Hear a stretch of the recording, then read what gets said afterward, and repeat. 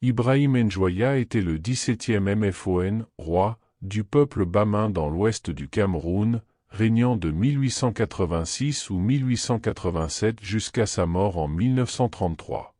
Il a succédé à son père, Nsangu, et a joué un rôle important dans l'histoire du royaume bamin. Voici quelques points clés sur sa vie et son règne. Jeunesse et accession au trône. Njoya est né vers 1860 à une époque où le royaume de Bamum était en proie à des conflits externes avec les Peuls et à des divisions internes au sein de la famille royale. Son père, le roi Nsangu, était connu en tant que chef de guerre et est mort au combat contre les NSO en 1888.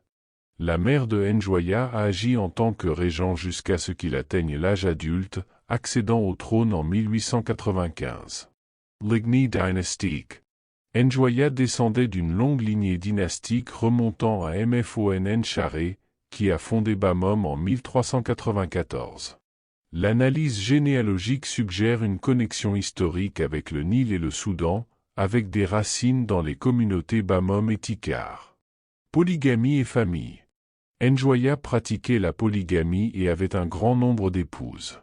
Différentes sources fournissent des chiffres variés, allant de 600 à 1200 épouses. On rapporte qu'il a engendré un nombre substantiel d'enfants, estimé à environ 149 à 350. Conversions religieuses. Sous l'influence d'un missionnaire allemand, Njoya s'est d'abord converti au christianisme. Plus tard, il a créé une religion syncrétique mêlant le christianisme aux croyances traditionnelles bamin. En 1916, il s'est converti à l'islam, acceptant l'autorité du calife de Sokoto. Relations avec les Allemands. Njoya avait initialement de bonnes relations avec l'Empire allemand, et il célébrait des événements allemands, gagnant la faveur de l'empereur Guillaume II. Il a créé des écoles où les enfants bamins apprenaient leur langue maternelle, le script bamum et l'allemand de base.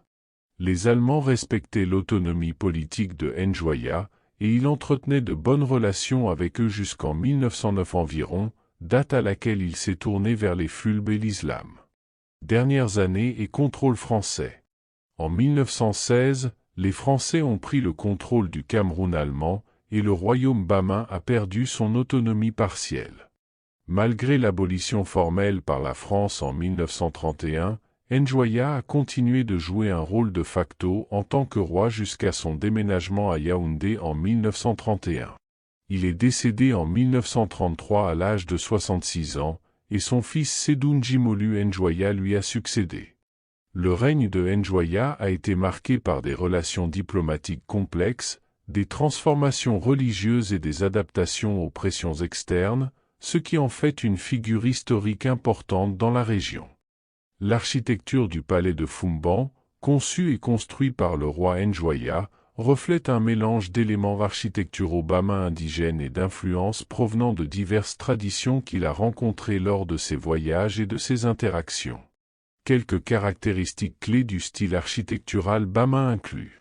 Toit voûté avec ventilation. Le palais intègre des toits voûtés avec ventilation, une caractéristique distinctive de l'architecture bamin. Cette conception ajoute une valeur esthétique tout en servant des fins fonctionnelles. Moulure d'ouverture encadrée. L'utilisation de moulures d'ouverture encadrées est un élément architectural distinctif dans la conception. Cela implique l'encadrement des portes et fenêtres, ajoutant à la fois un support structurel et un détail décoratif. Appui saillant. L'inclusion d'appuis saillants contribue à l'attrait visuel du palais. Les appuis saillants sont des éléments architecturaux qui dépassent la surface du mur, servant souvent de rebord ou d'éléments décoratifs. Briques en adobe. L'utilisation de briques en adobe, fabriquées à partir d'un mélange d'argile, de sable et de matériaux organiques, est un matériau de construction courant dans de nombreuses traditions architecturales africaines. Il offre une isolation thermique et contribue à la durabilité de la structure.